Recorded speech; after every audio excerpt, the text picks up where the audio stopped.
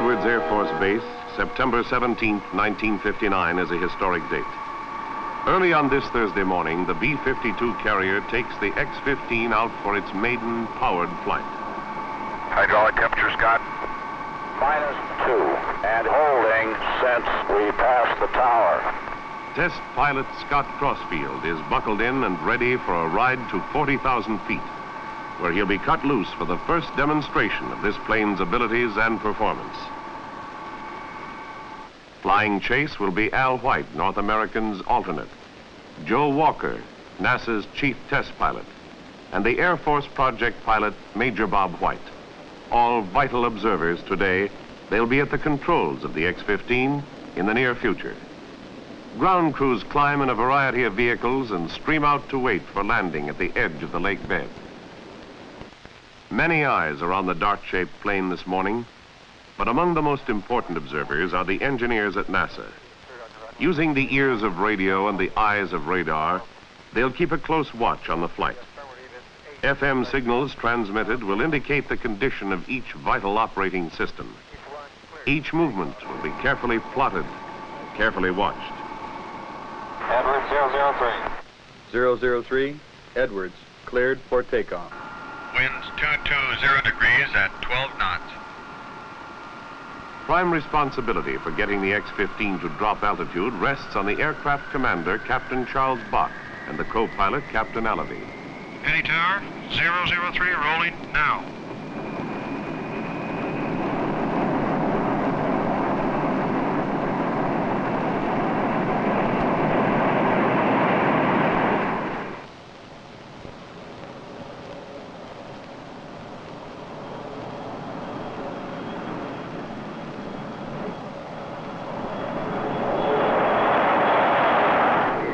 As the bomber climbs out, the litany of checkout drones on.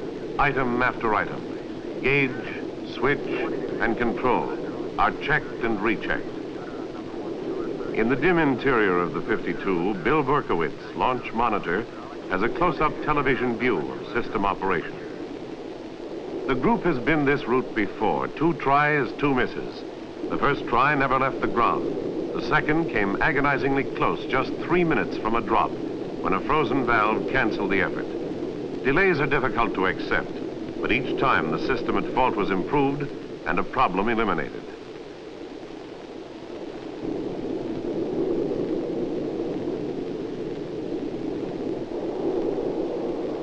Views coming on now. First. Roger. Number 2 on now. Real slow to pick up hydraulic pressure. Blake, how about it? It's a little slow, but it's up to speed now. It grabbed off in about 5 seconds, and it did go over 3,600. All flat, 510 on the tank. 3 minutes to drop. Going to jettison. Fuel jettisoning. Fuel jettisoning. Okay, good check. Prime's coming on now. Chase call Prime. Launch operator can't see it. Yeah, I got, you got a blossom on the bottom one? They're both looking good. 30 seconds. Give me a ready to launch light. Get a launch light on. Launch light on. Master arming coming. How about it, Blake? Think we're okay? Harry? All right by me, let's go. Okay, Scott, let's give it a try. Okay, Scotty, you ready? I'm ready when you are, buddy. Okay, here we go with the countdown.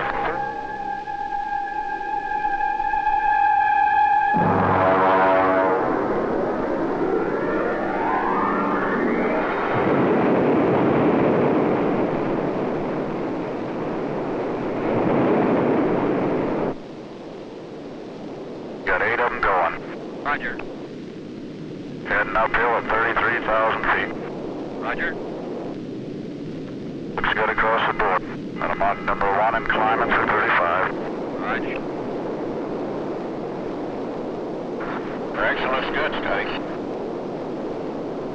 Right on. You look real good. Okay, fine. One up on 50. Level. Right.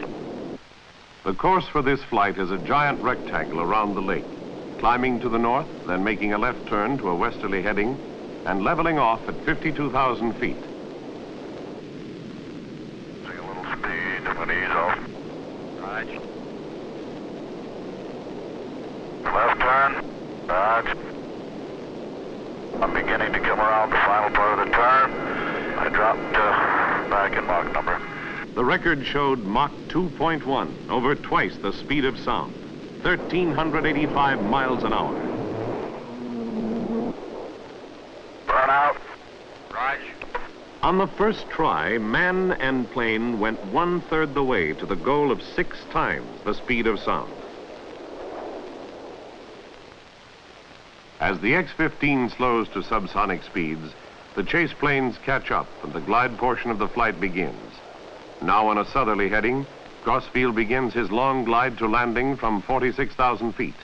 Time in the air is precious, and the checkout continues all the way down. Right. Roll pulp.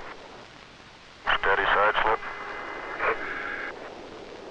Very powerful rudders on this little baby.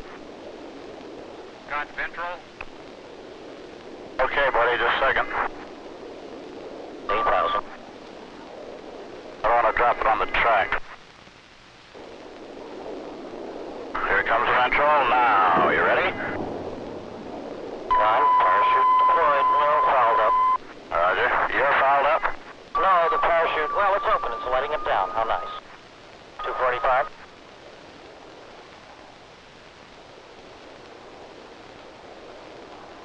It's a pretty good crosswind, isn't it? A little bit, yeah. 240. Still 240.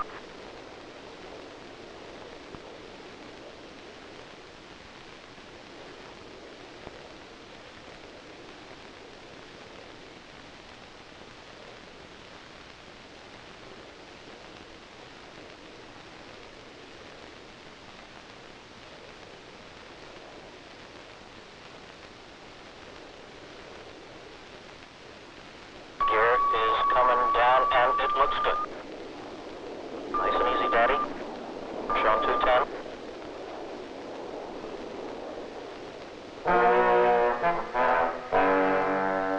Maiden flight, a success. Today, flight research took another significant step forward here at Rogers Dry Lake. This lake bed has witnessed many significant events in the history of aviation. 15 years ago, researchers were concerned with the supposed impenetrable sound barrier. The X-1 slammed through this barrier to aviation progress with a series of flights well beyond Mach 1. The age of supersonic flight had arrived. A few years later, the X-2 made its appearance. Its mission was to probe deeper into the unknown regions of ultra-high speed and high-altitude flight. It set records, too, peaking out at 126,000 feet and achieving over 3 times sonic speed. Even while the X-2 was still flying, planners were looking toward the next step into the future, a combined airplane and space vehicle, the X-15. The plan calls for this craft to start at the dry lake and ride with a carrier plane out over Utah. Its progress will be watched and marked by tracking stations spotted along the flight path, a corridor known as the high range. Masses of new information will be radioed back to ground stations. Flying beyond the atmosphere at ultra-high speed has its penalty: heat. As the atmosphere is re-entered, air friction will heat parts of the plane to a red glow, 1,200 degrees Fahrenheit. Past the critical re-entry phase, the X-15 approaches the Earth as an airplane, bringing our eyewitness back from beyond the sky. From the drop to the landing, one man, the pilot, will be in control. High-altitude rockets have shown that outer space is totally hostile to human beings. Man must have a spacesuit to survive. This multi-layer suit is complete with air conditioning, pressurization, oxygen supply. It gives the comfort and mobility needed to control an airplane or a spacecraft, yet it could sustain life on the moon. Suppose the pilot had to eject, bail out. Would this suit save him? A series of checks were made using the rocket sled to build up the speed to over 1,000 miles an hour.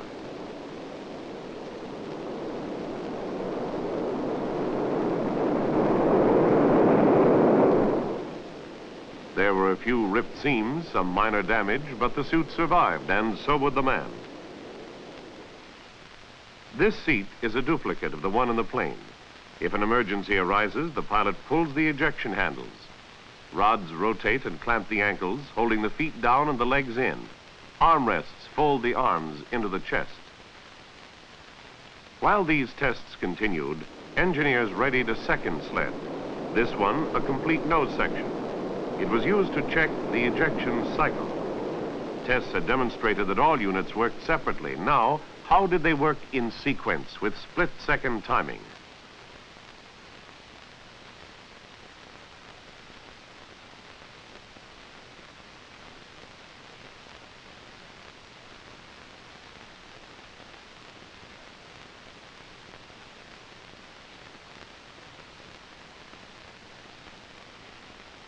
Our escape system was ready to handle any emergency.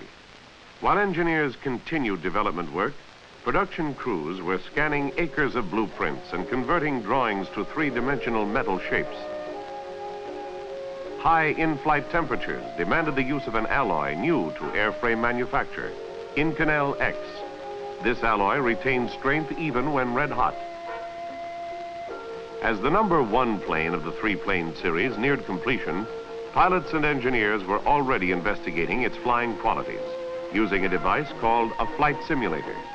This valuable training device also uncovers bugs in systems, works out problems before the critical flight phase. An electronic computer takes the place of the airplane, and it responds by changing instrument readings, which the pilot interprets as flight progress. Runs by the hundreds were made from drop to landing to get the feel of the plane, note its response, improve its systems. Pilot training continued in the Navy's whirling centrifuge. Seated in a capsule, the man must show that he can retain control even when the force of the rocket engine is jamming him back in his seat. Over 500 pounds is squeezing him back, impeding his movements. A test director and a flight surgeon monitor the runs, ensuring that the pilot does not exceed his limitations. Re-entry practice is the second phase, where the capsule rotates to redirect the force downward, simulating scorching back into the atmosphere. The pull-up squashes him down with a force of over 1,000 pounds, but he maintains control, completing all missions satisfactorily.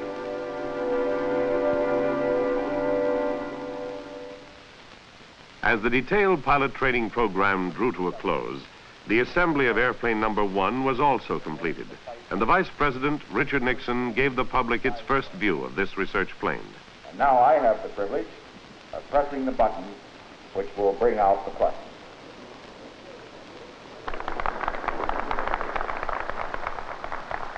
After 6 years of planning and development under tight security control, the secret label was removed and the plane towed out for inspection.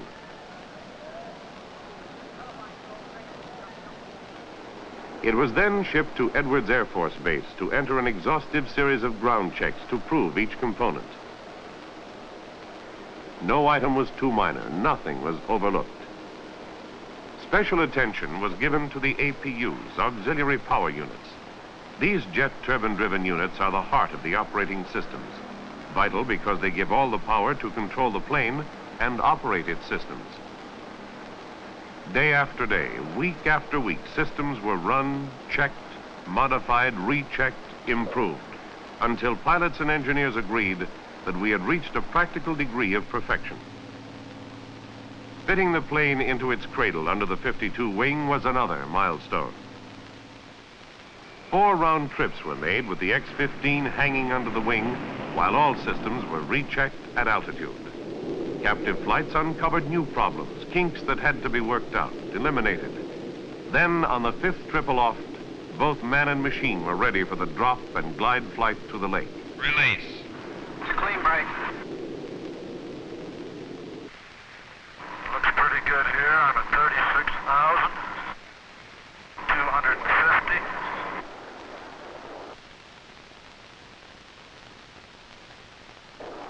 Every flight ends in a glide, since fuels are used in one all-out 3-minute burst. When the fuel is gone, it's a long downhill coast to the desert floor. Without power, the pilot has only one shot at the landing, so his skill and the maneuverability of the plane were critically judged. Scott, don't forget the vertical. Okay, red light clear of the edge of the lake here. Truck coming off now. Clean separation. Good deal, buddy. Beginning the turn in. Got plenty of room. Good. I'm going to land a little long on the lake, I have a hunch. Collapse.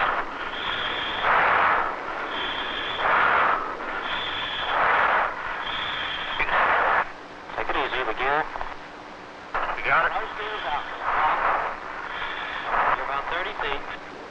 Now just hold her steady and you'll settle right there. Safe landing was a mark of success. Performance was as planned. The X-15 is now the world's most advanced glider. The next step, adding power to sustain flight. This is the second airplane of the series. While number 1 was making its glide flight, another crew was readying the second model for engine runs. The first few tries will be made with well-proven engines, ones previously used in earlier X airplanes. Crew members move to the protective shelter of the blockhouse as the engines are primed for light-up.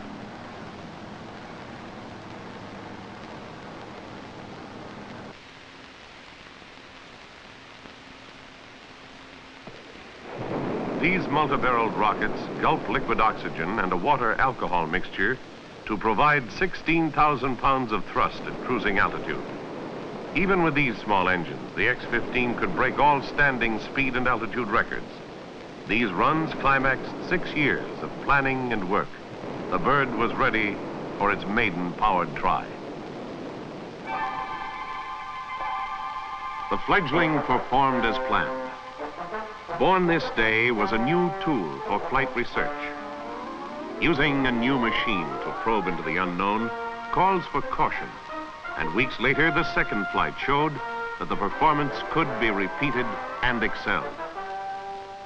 Digesting the knowledge from these first tries, the program became more ambitious, and another step up the ladder was planned, one that would extend the operating area.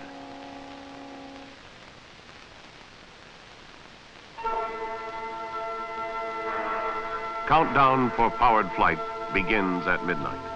The previous week has seen many test hurdles, each one met and overcome, each one establishing with greater authority the right of the X-15 to be in this fueling area. All the control points have been passed this far, and now the touchy, toxic, volatile propellants are added one by one. As tanks are gradually filled, crew members take long last looks into the vitals, then close the doors. Dawn finds the service carts being pulled away with the 2 aircraft again standing ready. Even the most carefully controlled experiment has its element of risk, and the sober faces of every member of the team reflect their concern. Each research flight has fresh new goals. Each one is a cautious step forward into unexplored areas.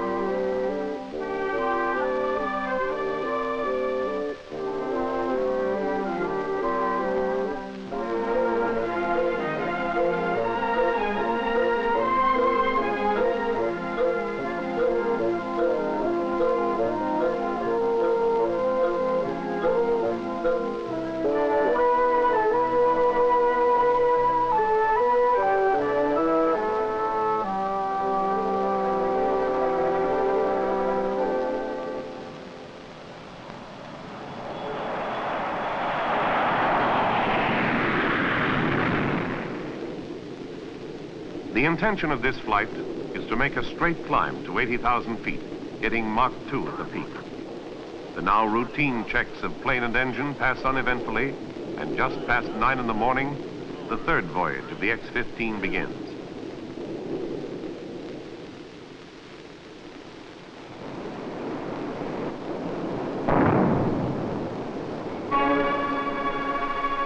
I got a fire, Scott. Like shutdown. Please shut down. Shut down. Going to jettison. Land on Rosemont.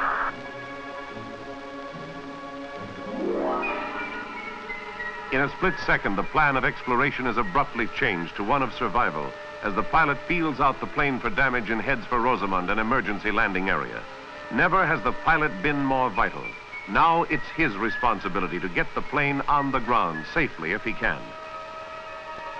Here, Scott. Jettison the ventral anytime. Ventral coming off now. Is the ventral off? It's off and the ventral is off. Roger, here comes the flaps.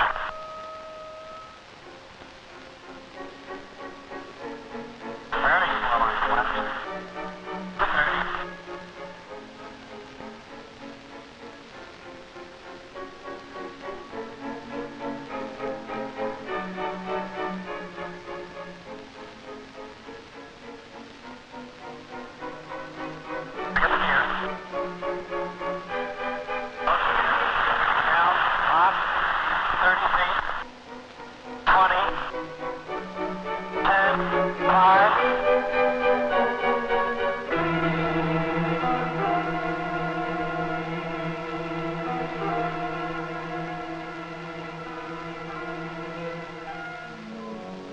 Trouble came in pairs on this day.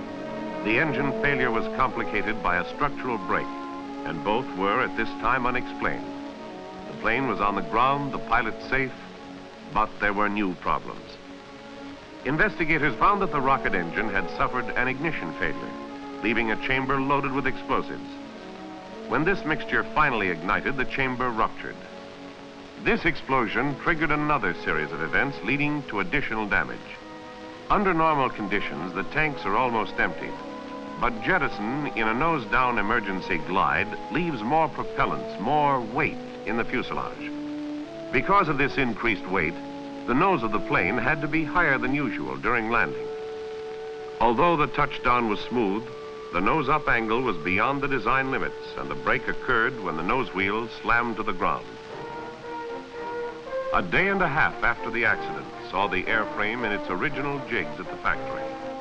The damage that seemed crippling was quickly repaired and the broken halves rejoined. This whole project is one set to gain knowledge, and even from failures, lessons are learned.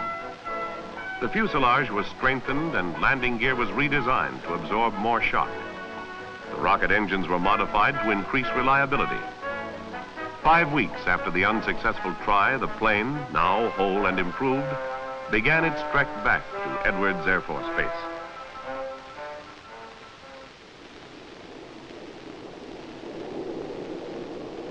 Weeks have slipped by since the accident, but the time has been traded for knowledge. More is known now. Certain hazards have been ruled out. The machine is better, more able. This is the #1 plane of the series, modified, improved, and set to show its capabilities. It hangs frosted, smoking, ready.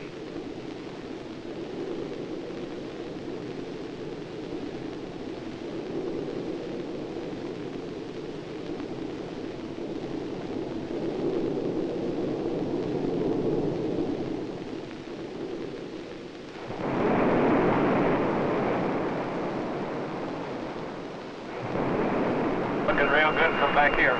And they look very good across the board.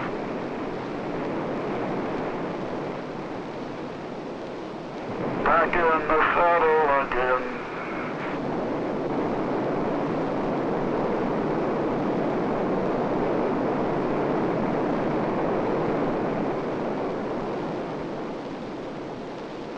Pouring on the rocket power, the X-15 streaks to a new high of Mach 2.5, 1,660 miles an hour at 67,000 feet.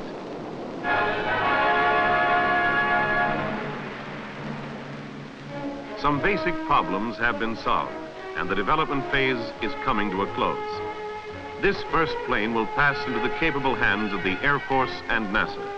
They'll continue the research process, sending man out on pioneering trips to the fringe of space and bringing back information that will shape the planes and space efforts of the future.